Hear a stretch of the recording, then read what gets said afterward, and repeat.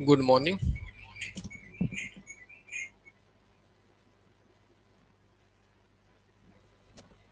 Audio video proper है? Comment करके बताइएगा, उसके बाद आगे हम लोग कंटिन्यू करेंगे। जैसे कि आपको पता है कि इस टाइम हम लोग एमसीक्यू करेंगे और चैप्टर्स तो कल भी डिसाइड ही हो गया था कि एनपीओ का ही क्वेश्चंस रहेंगे। तो हम लोग स्टार्ट करते हैं। ऐसे भी हम लोग का 5 मिनट लेट है। बाकी तो मैसेज आपको मिल गया था कि 8 बजे ही क्लास होगी। कोई नहीं, क्वेश्चन नंबर 1 से हम लोग स्टार्ट करेंगे, ठीक है।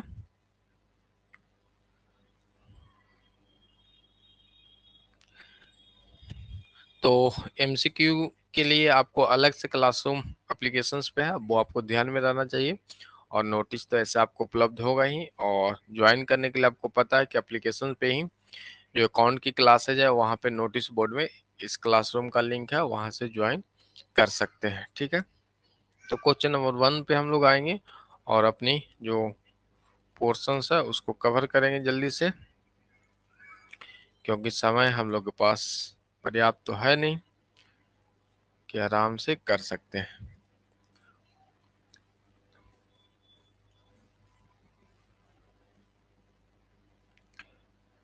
चलिए, किन्हीं का कोई कमेंट देख ले। चलिए, गुड मॉर्निंग रीना जी।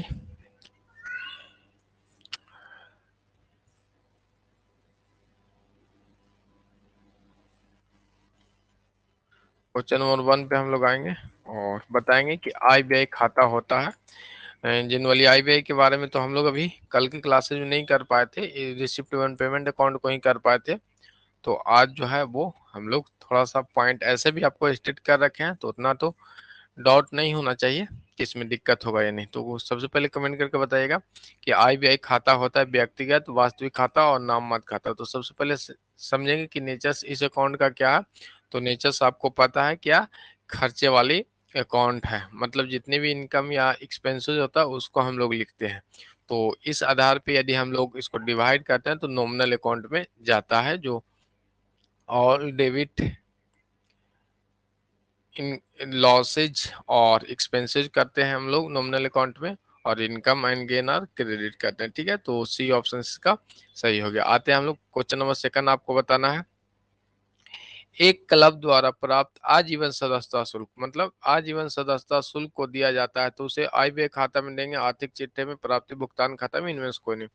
तो आजीवन सदस्यता शुल्क है वो पूंजीगत आपको शुल्क हो जाएगा। क्या हो जाएगा कि जीवन में एक ही बार प्राप्त हो जाएगा, यानी मोटा रकम ऐसे नॉर्मली आजीवन को ही हम लोग मोटा रकम ही लेके चलेंगे। अच्छा, आजीवन सदस्यता शुल्क ये मोटी रकम है, मतलब कैपिटल नेचर का। क्या है? कैपिटल नेचर का है। जब कैपिटल नेचर का है तो इसमें तो नहीं जाएगा इनकम एक्सपेंडिचर्स में, इसमें सिर्फ हम लोग रिवेन्यू नेचर्स के ही आइटम्स को लिखते हैं, ये आपको भी पता है, ठीक है। सेकंड पॉइंट रीना जी का राइट आंसर आ गया है आर्थिक चिट्ठा में। सेकंड पॉइंट जब कैपिटल नेचर्स का होगा तो इसको हम लोग आजीवन सदस्यता शुल्क को कैपिटल नेचर्स में लिखेंगे। सॉरी एसेट्स में लिख, सॉरी आर्थिक चिट्ठा में हम लोग लिखते हैं, बैलेंस शीट में लिखते हैं आजीवन सदस्यता शुल्क आपको जो मिलता है लायबिलिटी साइड में, और उसके बाद प्राप्ति एवं भुगतान खाता में इसमें भी हम लोग लिखते हैं, ठीक है। तो ये दोनों ऑप्शन सही है, बट ऑप्शंस तो अपने को एक ही देना है ना, कूट मिला था ए और बी और सी और डी ई रहता, जो भी रहता तब ये होता ये वाला ऑप्शन, ठीक है। लेकिन यहाँ पे तो सबसे पहले जो ऑप्शन सही रहेगा जो आगे में आया है वही सही होगा, आर्थिक चिट्ठा होगा, यानी बैलेंस शीट में इसको हम लोग लिखते हैं। क्लियर हो गया होगा? पॉइंट इसमें कुछ था नहीं, बस सिर्फ ध्यान ये देना था कि जो आगे लिखाएगा उसी को हम लोग आंसर्स करते हैं। आगे आते हैं, क्वेश्चन नंबर देखेंगे। क्वेश्चन नंबर 3 आपके सामने, और आपको बताना है कि प्राप्ति भुगतान खाता है। प्राप्ति भुगतान खाता किस टाइप का अकाउंट है, जो कल भी हमने आपको बता रखा है। तो सभी का ऑप्शन सबसे पहले आ गया है क्वेश्चन के पहले, B option. D Kumar, Reena Kumari, सभी का आ गया है आपका बी ऑप्शन। चलिए, जो कि बिल्कुल राइट है। प्राप्ति एवं भुगतान खाता में हम लोग जो कैश का आवागमन इसमें होता है, मतलब एसेट्स, एसेट जाके हो जाएगा वो रियल अकाउंट। चलिए, सभी का सही है। आगे आते हैं क्वेश्चन नंबर 4 पे देखेंगे। आईबीआई खाता बनाया जाता है किसके द्वारा? व्यवसायिक संस्था, औद्योगिक संस्था, लाभ न कमाने वाली संस्था और सभी संस्थाओं द्वारा। तो सभी का ऑप्शन सी आ गया, रीना कुमारी का सी ऑप्शन आया है। और चलिए ठीक है, जो राइट आंसर है आईबीआई खाता, हम लोग इनकम एक्सपेंडिचर्स जो अकाउंट बनाते हैं वो किन के लिए बनाते थे? लाभ ना कमाने वाली संस्था के लिए बनाते हैं। डी कुमार का भी सी ऑप्शन आया है। आगे देखते हैं, क्वेश्चन नंबर 5 देखेंगे।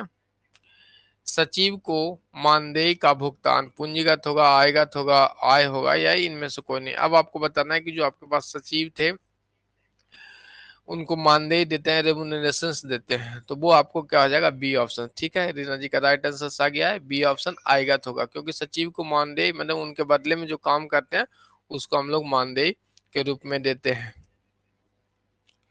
आगे देखते हैं, क्वेश्चन नंबर 6 पे आएंगे।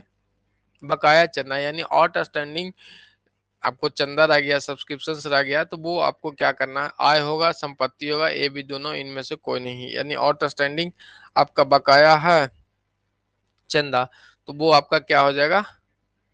संपत्ति। बी संपत्ति ही सिर्फ कैसे हो जाएगा? वो आय भी आपका है ना। सिंपल ध्यान दीजिएगा, आउटस्टैंडिंग है तो वो आपके लिए इनकम हो गया, और जो आउटस्टैंडिंग है मतलब हमें मिलने वाला है चंदा, वो अपना एसेट्स में भी लिखाएगा।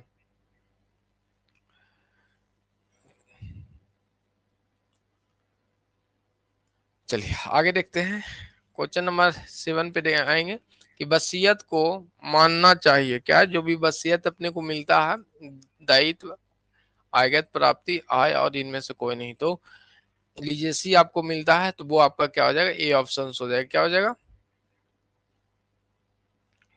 ए ऑप्शन दायित्व हो जाएगा, क्योंकि दायित्व आपको मिलता है, कोई अमाउंट वसीयत आपको मिलता है तो वो हम लोग के लिए कैपिटल नेचर्स का होता है, और लायबिलिटी साइड में बैलेंस शीट में हम लोग लिखते हैं। तो ए ऑप्शन अपना सही है। आगे आते हैं, क्वेश्चन नंबर हम लोग 8 को देखेंगे। एक गैर व्यापारिक संस्थाओं द्वारा देयों पे देताओं पे प्राप्त संपत्ति की अधिक्या, मतलब जो लाइबिलिटी है, लाइबिलिटी पे एसेट्स की अधिक्या होती है, तो वो क्या कहलाएगी? पूंजीगत निधि, पूंजी लाभ या शुद्ध लाभ? तो कमेंट करके बताइएगा।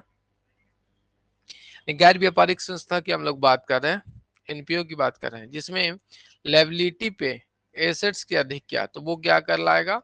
ए ऑप्शन डी कुमार का गया, पूंजी निधि कहलाएगा। क्या कहलाएगा? पूंजी निधि कहलाएगा। क्योंकि कल की भी बात कर रखे हैं, यहाँ पे कैपिटल नहीं होता है, कैपिटल फंड होते हैं। ठीक है, आगे देखते हैं, क्वेश्चन नंबर 9 देखेंगे हम लोग। एक गैर व्यापारिक संस्था के लिए मानदेय का भुगतान होता है, क्या है? एनपीओ के लिए जो मानदेय हम लोग पेमेंट करते हैं, तो वो आपको आय होगा, व्यय होगा, परिसंपत्ति होगा, इनमें से कोई नहीं। संस्था भुगतान कर रही है तो पेमेंट हो जाएगा, क्या हो जाएगा? व्यय हो जाएगा। सी ऑप्शन रीना जी का आ चुका है, जो कि बिल्कुल राइट है। चलिए आगे देखें, क्वेश्चन नंबर 10। यदि स्पष्टता कुछ ना दिया हो, प्रवेश शुल्क को माना जाएगा। प्रवेश शुल्क को क्या माना जाएगा? वो आपको जल्दी से कमेंट करके बताना है। बी ऑप्शन, प्रवेश शुल्क मतलब हमेशा ही आता रहता है, आएगा तो हो जाएगा, क्या हो जाएगा? रिवेन्यू टाइप का नेचर आपका हो जाएगा प्रवेश शुल्क।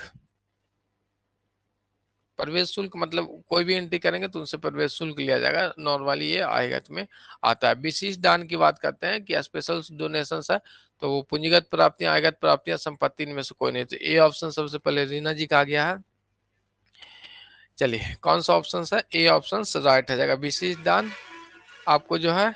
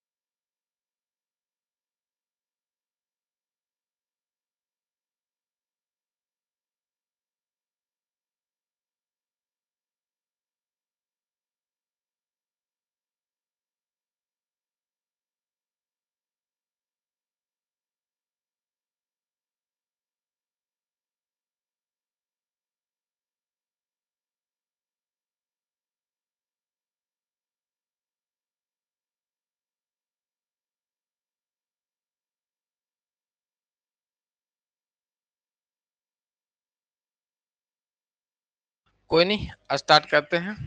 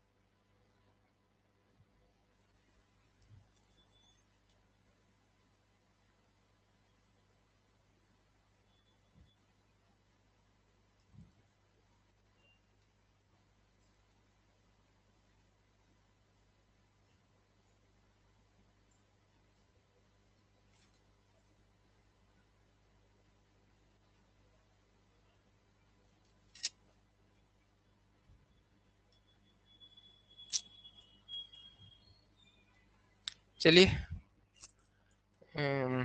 अच्छा वॉइस नहीं आ रहा था वो, हाँ नेटवर्क का इश्यू नहीं था वो।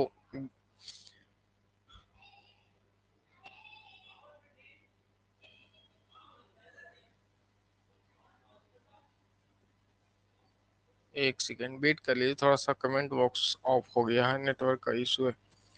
नेटवर्क का कोई इशू नहीं है।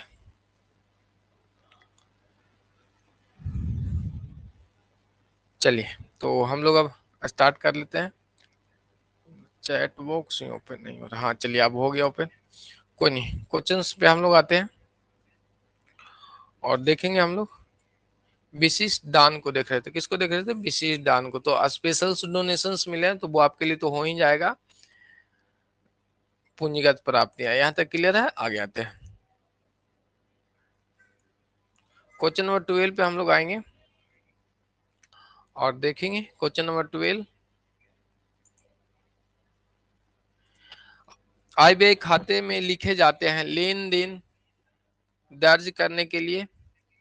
अब आपको बताना है कि वो केवल पूंजीगत प्रकृति के होंगे, आयगत प्रकृति के होंगे, या दोनों होंगे। तो आपको पता है कि इनकम एक्सपेंडिचर अकाउंट में रिवेन्यू नेचर्स का यानी आयगत को हम लोग लिखते हैं। रीना कुमारी का कमेंट आ गया, डी कुमार का कमेंट आ गया, बी ऑप्शन, संध्या जी का भी बी ऑप्शन आ गया।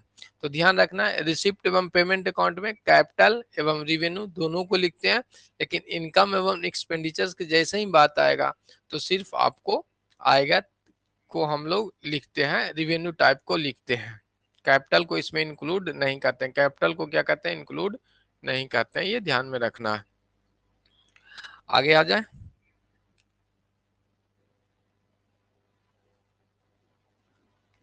क्वेश्चन नंबर 13 आपके सामने है। चलिए बताइएगा, एक क्लब द्वारा प्राप्त आजीवन सदस्यता शुल्क आपको क्या हो जाएगा? जीवन में एक बार मिलेगा आजीवन सदस्यता शुल्क, तो वो आपके लिए क्या होगा ये कमेंट करके बताना है। आयगत, पूंजीगत और इनमें से ए बी दोनों, तो क्या हो जाएगा अपने को? पूंजीगत होगा। नॉर्मली जीवन में एक बार मतलब लाइफ टाइम में एक ही बार आएगा तो आजीवन सदस्यता शुल्क आपके लिए पूंजीगत हो जाते हैं। चलिए आगे देखते हैं, क्वेश्चन नंबर 14 पे आएंगे कि पूंजीगत प्रकृति सभी प्राप्तियां दिखाई देती है। अब बताना है कि कैपिटल नेचर की प्रकृति है तो वो कहाँ पे दिखाई देगा? आय व्यय खाता में, स्थिति विवरण में, लाभ हानि खाता में, इन्वेस्ट करने। प्रीति दास का बी, संध्या कुमारी का बी ऑप्शन, जूही परवीन जी का बी ऑप्शन, जो कि बिल्कुल राइट सभी का है। रीना जी का, डी कुमार का बी ऑप्शन आ गए। चलिए क्वेश्चन नंबर 15 पे हम लोग आएंगे और आयगत प्रकृति की सभी मध्य दिखाई जाती है। अब बताना है कि रिवेन्यू टाइप का नेचर्स का था तो उसको हम लोग कहाँ पे दिखाएंगे? आई इनकम एक्सपेंडिचर्स, आय व्यय खाते में, स्थिति विवरण में, ए बी दोनों, इनमें से कोई नहीं। चलिए वेट करेंगे कमेंट का। हाँ ए ऑप्शन बिल्कुल सभी का राइट आया है। ए ऑप्शन किन्हीं का बैलेंस शीट में नहीं गया है। तो आपको पता होना चाहिए कि रिवेन्यू टाइप का जितने भी नेचर्स के अपने के इनकम या एक्सपेंसेस जो होते हैं उसके हम लोग कहाँ पे लिख लेते हैं?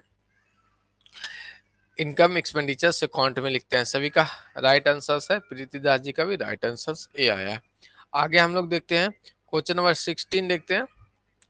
निम्न में से कौन लाभ न कमाने वाली संस्था है वो आपको बताना। महाविद्यालय, खेल कूद, मारुति उद्योग और हॉस्पिटल। जल्दी से कमेंट कीजिएगा। सी आ गया, संध्या जी का बी आया।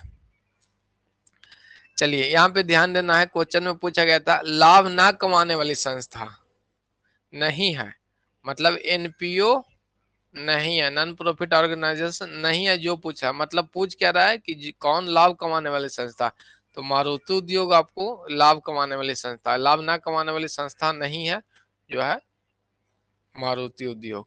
चलिए आगे आते हैं, क्वेश्चन नंबर 16 पे हम लोग आएंगे। एक क्लब द्वारा प्राप्त अग्रिम चंदे को चिट्ठे में डॉट डॉट पक्ष में दिखाया जाएगा। अब बताना है आपको कि एक क्लब है, उसमें एडवांस आपको चंदे मिल रहा है, डोनेशंस मिलेंगे, ठीक है, तो सब्सक्रिप्शंस मिलेगा आपको, तो चिट्ठे में हम लोग किधर दिखाएंगे वो बताना है। एडवांस में मिलेगा तो आपको पता ही है कि दायित्व पक्ष में आपके लिए लायबिलिटी हो, कोई भी चीज आपको एडवांस में मिल जाता है तो वो आपके लिए लायबिलिटी का कार्य करता है। क्लियर है? तो बी ऑप्शन परवीन जी का, दास जी का, संध्या कुमारी का, सभी का बी ऑप्शन आया है। आगे देखते हैं, क्वेश्चन नंबर 18 देखते हैं। निम्न में से कौन सा आय नहीं है? चंदा, दान, टिकट का बिक्री और एंडोर्समेंट निधि। तो बताना है आपको, आय नहीं है वो बताना है। तो दान से भी आय हो जाएगा, चंदा से भी आय हो जाएगा, टिकट बेचने से भी आय होगा, लेकिन फंड जो है टिकट बेचने से आय नहीं होगा।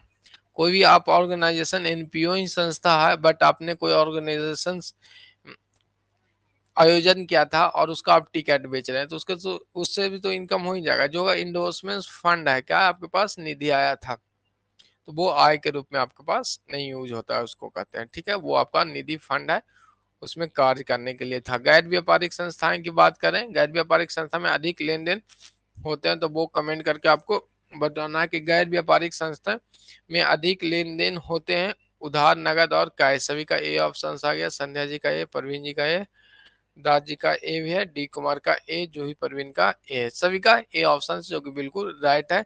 कल भी हमने बता रखा था कि मैक्सिमम जो कैश में इनका ट्रांजेक्शन होता है ना के बराबर अपना क्रेडिट में होता है, तो ए ऑप्शन इनका सही है। आगे हम लोग देखते हैं, लाभ न कमाने वाली संस्था का मुख्य उद्देश्य क्या होता है?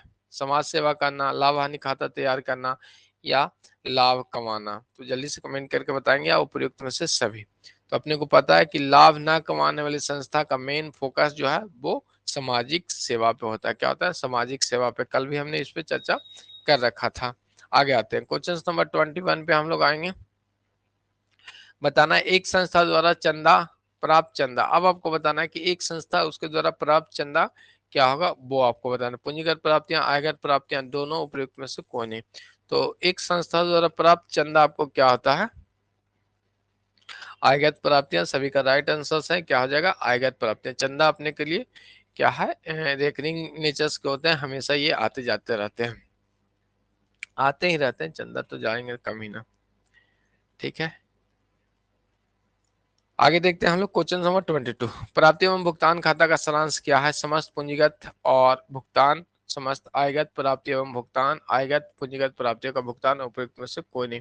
तो कमेंट करके रीना जी बताइएगा। 22 का क्वेश्चन सी ऑप्शन आ गया, जो कि बिल्कुल रीना जी का राइट आंसर आ गया। सबसे पहले क्या आ जाएगा? प्राप्ति एवं भुगतान खाता। हाँ, सभी का, पुष्पा जी का आ गया है। मेरा यहाँ नेटवर्क इशू है। चलिए, बिहार शरीफ में नेटवर्क इशू है, आज बकरीद है ना, ठीक है। आगे देखते हैं, यहाँ पे प्राप्ति एवं भुगतान खाता की हम लोग बात कर रहे थे, तो कल ही बता चुके थे कि प्राप्ति एवं भुगतान खाता, रिसिप्ट एवं कैपिटल दोनों नेचर्स को हम लोग रिकॉर्ड करते हैं, जबकि इनकम एंड एक्सपेंडिचर्स अकाउंट की बात करते हैं तो इस पे सिर्फ हम लोग रिवेन्यू नेचर्स को ही रिकॉर्ड करते हैं। तो सी ऑप्शन अपना सही हो जाएगा। आते हैं हम लोग क्वेश्चन नंबर 23 पे आएंगे। क्वेश्चन नंबर 23 आपके सामने है कि एक स्कूल द्वारा वार्षिकोत्सव के लिए प्राप्त चंदा, यानी साल में एक बार चंदा लिया जाता है, तो उसे पूंजीगत मानेंगे, आयगत मानेंगे, और संपत्ति, और यहाँ पे उपार्जित। ए ऑप्शन साल में एक बार है तो वो अपना क्या हो जाएगा? A option. आंख बंद करके, प्रीति दास का भी आ गया, संध्या कुमारी का भी ए ऑप्शन आ गया, पूंजीगत प्राप्तियां होंगे। आगे आते हैं, क्वेश्चन नंबर सभी का तो लगभग सभी का सही आंसर से आ रहा है, क्योंकि पढ़ा हुआ भी है और नॉर्मल सा चैप्टर से अपने दिमाग से ही काम चल जाता। देखते हैं निम्न में से कौन सी प्राप्ति एवं भुगतान खाते में जाएगा? आउटस्टैंडिंग वेतन, ह्रास, आजीवन सदस्यता शुल्क और उपार्जित चंदा। तो कमेंट करके बताना है कि आपको कौन सी रिसिप्ट एवं पेमेंट अकाउंट में जाएगा, वो आपको बताना है। हाँ, सबसे पहले आपको ध्यान होना चाहिए कि रिसिप्ट एवं पेमेंट अकाउंट में रिवेन्यू आए, कैपिटल दोनों जाता है। तो ये तो आउटस्टैंडिंग हो गया, तो लिखना नहीं है। रिसिप्ट एवं पेमेंट, हरास में ये भी नहीं जाएगा, ये भी नहीं जाएगा, तो कौन जाएगा? सी ऑप्शन जाएगा। सभी का सी ऑप्शन सही है, राइट आंसर सी था। और ये अपना आजीवन सदस्य कैप्चर ने से कहा, बट इसमें तो हम लोग लिख ही सकते हैं रिसिप्ट वन पेमेंट अकाउंट में। अब आते हैं 25 पे, हम लोग आएंगे क्या? 25 पे आएंगे और कमेंट करके बताने, यदि विशेष कोष संधारित होता है और यदि व्यय राशि विशिष्ट कोष में कुल राशि से अधिक हो तो शेष व्यय को लिखा जाना चाहिए। अब आपको बताना है कि कोई स्पेशल फंड आपको संधारित हो रखा था, मैंने आपने बना रखा था बैलेंस शीट में स्पेशल फंड के रूप में, ठीक है, स्पोर्ट के रूप में आपने फंड बना रखा था। ब्याज की राशि कोष यानी जितना फंड था उससे ज्यादा आपने ब्याज कर लिया। क्या कर लिया? ब्याज कर लिया। तो अब तो आपको लॉसेज हो रही है, यानी हानि हो रही है ना, मतलब एक्स्ट्रा एक्सपेंसेस है। तो वो कहाँ पे शो होगा? आर्थिक चिट्ठा में, आईबीआई में, आईबीआई के क्रेडिट में, स्थिति शीट में। तो सभी का सी ऑप्शन आ गया आईबीआई का। अच्छा बताइए, अभी भी सभी का सही नहीं ऑप्शन है ना। स्पोर्ट फंड है, कितना फंड है आपका? 100 रुपया। एक्सपेंस हो गया है आपका 120 रुपया। तो 20 रुपया ये आपका क्या हो गया? हानि हो गया ना, कमी जैसे इसमें कहते हैं, हानि तो नहीं बोलते लेकिन कमी कहते हैं। अब ये जो लॉसेज है वो अपना बी में जाएगा ना, इनकम एक्सपेंडिचर्स में तो जाएगा ही, क्योंकि अपना खर्चे एक्स्ट्रा हो रखा, और वो डेबिट साइड में जाएगा। जैसे आपको पता है कि इनकम एक्सपेंडिचर्स में, नाम तो इनकम एक्सपेंडिचर है, जब अकाउंट बनाते हैं तो एक्सपेंडिचर्स इधर लिखाता है और इनकम इधर लिखाता है। तो खर्चे जो थे वो तो इधर आएगा, डेबिट साइड में ही आएगा। आप समझ में आ गया? बाकी क्लासेज करेंगे उस पर तो भी हो जाएगा। ऐसे भी आपको समाधान आ गया होगा। तो यही सब चीजें ध्यान में रखना, किधर लिखाएगा? ये डेबिट साइड में लिखा है। क्लियर है? चलिए, सिंपल ध्यान में रखना था ना। एक सेकेंड,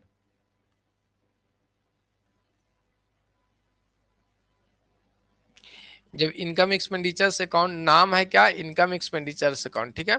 जब इनका अकाउंट हम लोग बनाते हैं तो इधर एक्सपेंडिचर्स लिखाता है, एक्सपेंडिचर्स, और इधर इनकम लिखाता है क्रेडिट में। डेबिट अपना एक्सपेंसेस होते हैं। तो जितने भी खर्चे होंगे, खर्चा अधिक हो गया, फंड था 100 रुपया, कर दिया हम लोग 120 पर, 20 रुपया और एक्स्ट्रा खर्चा, तो खर्चा इधर लिखाएगा, यानी डेबिट साइड में लिखाएगा आईबीआई खाता में। क्लियर है सभी को? बी ऑप्शन संध्या कुमारी का भी अब आ गया है। क्वेश्चन नंबर 26 को देखेंगे। उपभोज जय मद्दों को विक्रय, मतलब कोई ऐसा वस्तु है जिसको उपयोग करने वाली वस्तु है, उसको विक्रय से संबंधित प्राप्तियों को हम लोग लिखेंगे। नॉर्मली आपके जो इंस्टीट्यूट है एनपीओ, उसमें क्या हो गया? कोई ऐसा आयोजन किया गया, वहां पे खाद्य पदार्थ आपको बेचे गए उपयोग के लिए, तो उससे जो प्राप्तियां होंगी वो क्या होगी, वो आपको बताना। बी होगा सभी का, जूही परवीन प्रीति दास, बी होगा, क्योंकि जो मध्य है वो आपको रिवेन्यू टाइप्स का इनकम हो जाएगा। कोई भी संस्था ऐसा बना है जो मिनिमम फीस भी आपको उपलब्ध करवाती है, वो एनजीओ के अंतर्गत आ रही है या एनपीओ आ रही है, तो वो प्राप्तियां आपके लिए क्या हो जाती है? आयगत हो जाता है, रिवेन्यू नेचर्स का हो जाता है। अब आते हैं आगे। पूंजी कोष की गणना की जाती है। अब आपको बताना है कि कैपिटल फंड क्या होगा। नेटवर्क प्रॉब्लम नहीं है ना, वो आपका नेटवर्क का दिक्कत होगा। यहाँ पे साथ में एक एप्लीकेशन चलते रहता है आपका कमेंट देखने के लिए, ठीक है। तो पूंजी कोष का गणना हम लोग कैसे करेंगे, यानी कैपिटल फंड निकालना है तो आई माइनस बी आई करेंगे, या संपत्ति माइनस दायित्व, या पूंजी प्लस दायित्व, या इनमें से कोई नहीं। तो जल्दी से बताएंगे। बी ऑप्शन रीना जी का बिल्कुल राइट आंसर आ गया। एसेट्स माइनस क्या हो जाएगा? लायबिलिटी हो जाएगा। एसेट्स माइनस क्या हो जाएगा? लायबिलिटी हो जाएगा। अभी भी जो एमसीक्यू का अकाउंट मैंने क्लासरूम अलग बना है, बहुत सारे लोग ऐड नहीं हो पाए, जबकि नोटिस बोर्ड में भी नोटिस आता है। कल भी हमने कह रखा था, और आज आने से पहले भी हम लोग टेलीग्राम पे उस पर लिंक डाल दिए थे कि मे भी कोई मिस ना हो जाए। चलिए कोई नहीं, एक दो क्लास मिस होगा तो ऐसे भी नींद टूट जाता है ना, कि क्लासेज हो कहाँ रहा है। चलिए आगे देखते हैं, क्वेश्चन नंबर 28 पे हम लोग आएंगे।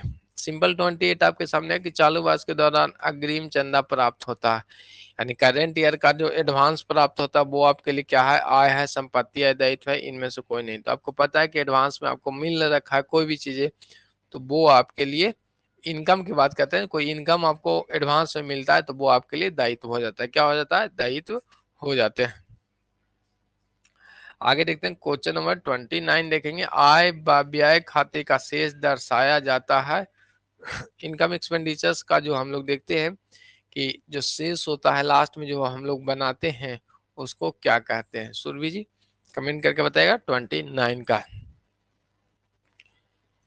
इनकम एक्सपेंडिचर्स ऐसे तो नॉर्मली आपको पढ़ाए नहीं है, लेकिन आपको तो स्टेट में पढ़ा चुके हैं, तो सिंपल आपको पता था ये इनकम एक्सपेंडिचर्स में हम लोग निकालते हैं तो सरप्लस एवं डिफिसिट को निकालते थे, यानी व्यय पे आय की अधिकता को हम अधिकता कहते हैं या विलोम, इसका उल्टा होता है तो वो डिफिसिट कहते हैं। तो और जैसे रिसिप्ट एवं पेमेंट अकाउंट की बात करते हैं कि रिसिप्ट एवं पेमेंट अकाउंट अपना था, क्या था, रिसिप्ट एवं पेमेंट अकाउंट। तो इसमें हम लोग कैश इन हैंड और कैश एट बैंक से स्टार्ट करते हैं, क्लोज भी यहीं से करते हैं। लेकिन इनकम एक्सपेंडिचर्स में जो क्लोज होगा वो हाँ यहाँ से होगा, सरप्लस एवं डिफिसिट से होते हैं। चलिए आगे आते हैं, क्वेश्चन नंबर 30 आपको बताना है कि मृत व्यक्ति की वसीयत से प्राप्त संपत्ति को क्या कहते हैं। और वसीयत से जो प्राप्त संपत्ति होता है उसको हम लोग लिजिसी कहते हैं। ए ऑप्शन सुरभि जी का राइट आंसर आ गया। रिक्ति कहते हैं, क्या कहते हैं, रिक्ति भी कहते हैं इसको, इंग्लिश में लिजेसी भी हम लोग कहते हैं। ठीक है,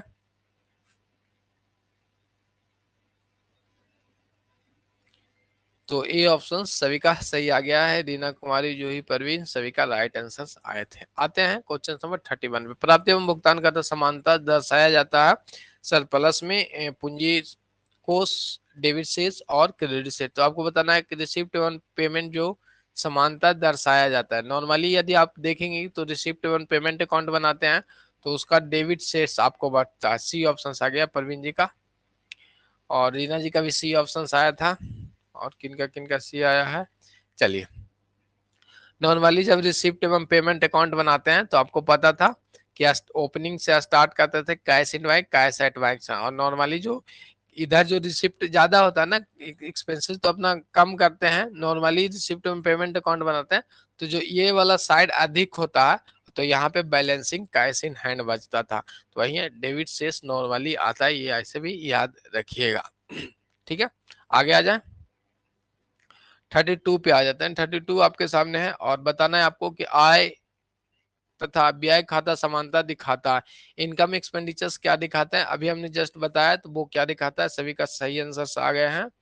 ये ऑप्शन होता है अधिक्या एवं घाटे को दिखाता है, डिफिसिट या सरप्लस को ये दिखाता है। 33 पे हम लोग आएंगे। क्वेश्चन नंबर 33 आपके सामने, निम्न में से कौन सा लाभकारी संस्था नहीं है। ध्यान से देखिएगा कि यहाँ पे पूछा है लाभकारी संस्था नहीं है। ठीक है, स्कूल, अस्पताल, क्लब और साझेदारी फर्म। तो जल्दी से कमेंट करके बताएंगे।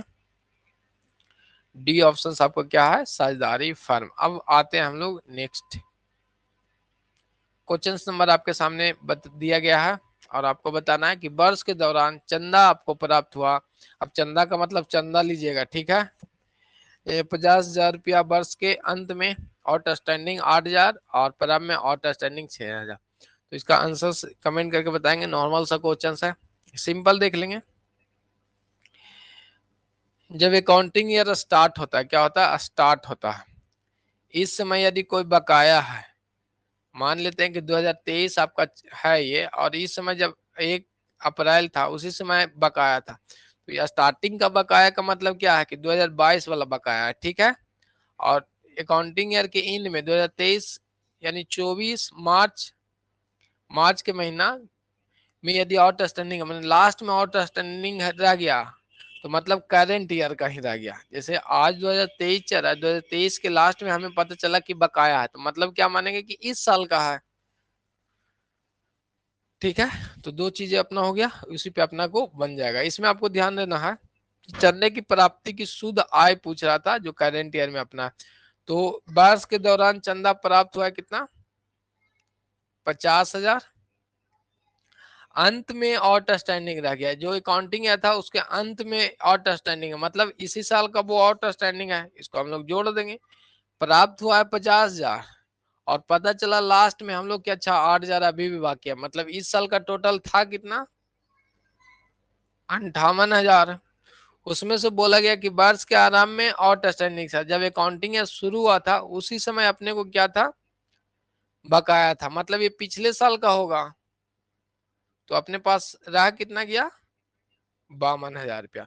क्योंकि जो ये अमाउंट है हम लोग निकाल क्या रहा है कि कितनी चालू वर्ष में अपने को इनकम हुआ है, शुद्ध प्राप्ति कितना हो रहा है।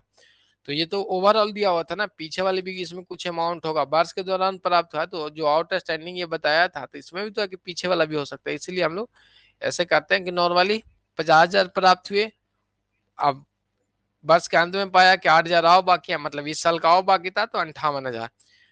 क्वेश्चन में दिया हुआ था कि जब अकाउंटिंग स्टार्ट हुआ तो उसी समय बाकी था, मतलब वो पिछले ईयर का होगा, उसको हम लोग घटा लेंगे तो 52,000 रुपया। तो सी ऑप्शन, सभी का सी ऑप्शन आया। ज्यादा इतना डिटेल समझाने की जरूरत है नहीं, मतलब आप लोग को अच्छे से समझ में आ चुका है। चलिए इसका कमेंट करके बताइएगा कि वर्ष के दौरान चंदा 1,80,000, वर्ष के अंत में आउटस्टैंडिंग 20,000 और अग्रिम आपको 10,000 चंदा था, तो व्यय खाते में कितना क्रेडिट होगा, यानी करंट ईयर में आपको कितना जाएगा वो आपको बताना है। वर्ष के दौरान कितना प्राप्त हुआ है, 1,80,000, आउटस्टैंडिंग था वर्ष के अंत में, यानी वर्ष के अंत का मतलब करंट ईयर में इसी साल का था, मतलब टोटल चंदा 2 लाख होना चाहिए था। ठीक है, उसके बाद पाते हैं कि अंत में प्राप्त अग्रिम चंदा है, माने एडवांस में मिल गया है, यानी आगे वाले समय में भी हमको चंदा मिल गया, तो 10,000 घटा देंगे। देखिए इसको 1,80,000 में से 20,000 जोड़ देंगे तो 2 लाख हो गया, और ये 10,000 एडवांस था कि आगे साल का ये चंदा है, तो इसको घटा देंगे, मतलब 1,90,000 रुपया। बी ऑप्शन, सभी का ऑप्शन। सी ऑप्शन कैसे आएगा जी, बी ऑप्शन होगा ना, सिंपल ध्यान देंगे। आउटस्टैंडिंग है, बाकी है, ठीक है, तो उसका अलग, एडवांस है तो उसका अलग ट्रीटमेंट होता है। ध्यान देना कि वर्ष के दौरान आपका 1,80,000 प्राप्त हुआ, और वर्ष के अंत में पता चला कि कुछ और बाकी है, मतलब इस साल हमें और मिलना था, मतलब दोनों को जोड़ देंगे तो 2 लाख रुपया हो गया। ठीक है, ये दोनों को जोड़ देंगे। अब आगे क्वेश्चन में पढ़े कि वर्ष के अंत में हमने पाया कि अग्रिम चंदा है। अब आज के दिन हम पाते हैं कि एडवांस में पेमेंट कर रहे हैं, मतलब आगे वाले समय के लिए कर रहे थे, तो अपना तो करंट ईयर को पूछना, ये आगे वाला था तो इसके लिए घटा दिए। 20,000 रुपये वर्ष के अंत में आउटस्टैंडिंग है, मतलब आज हम पता चला हमको कि अभी भी बकाया है। ठीक है, मतलब अभी पीछे जो ये ईयर चल रहा है उसका बकाया होगा, इसलिए उसको जोड़ते हैं।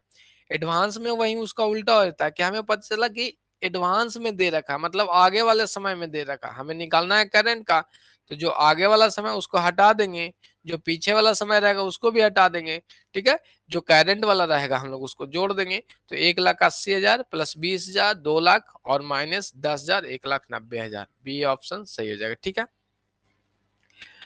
42 पे हम लोग चलेंगे और आज का लास्ट क्वेश्चन करेंगे। ठीक है, चलिए 42 आपको बताना है। यदि विशिष्ट कोष संधारित होता है और यदि व्यय राशि विशिष्ट कोष की कुल राशि से अधिक हो तो शेष व्ययों को लिखा जाना चाहिए। आर्थिक चिट्ठे के दायित्व पक्ष में, आय व्यय के डेबिट पक्ष में, आय व्यय के क्रेडिट पक्ष में, स्थिति व्यय में। यहाँ पे आपको फिर से वही क्वेश्चन है कि विशेष फंड आपको संधारित था, यदि व्यय राशि विशिष्ट कोष की राशि से अधिक हो गया, मतलब एक्सपेंसेस आपने ज्यादा कर रखा है, आपके पास फंड कम है, एक्सपेंसेस ज्यादा हो गया, तो जो एक्स्ट्रा व्यय हुआ है उसको हम लोग कहाँ पे दिखाएंगे वो बताना है। पीछे वाले क्वेश्चंस देखे होंगे तो आसानी से ही अपना आपका सही होना चाहिए। सुरभि जी गलत कर दिए, बताइए।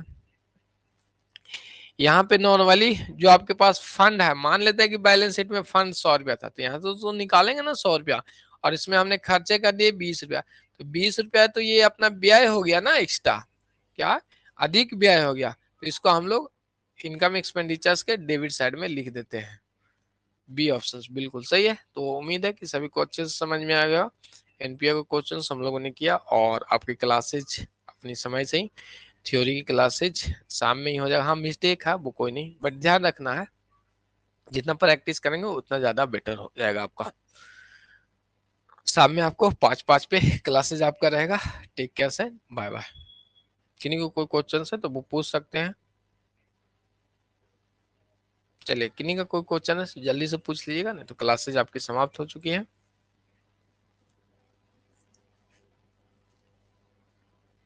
ठीक है, चलिए, किन्हीं का कोई कमेंट नहीं है तो उम्मीद करते हैं कि सभी को अच्छे से समझ में आया होगा और आगे की क्लासेज अपनी समय पे कंटिन्यू रहेंगे।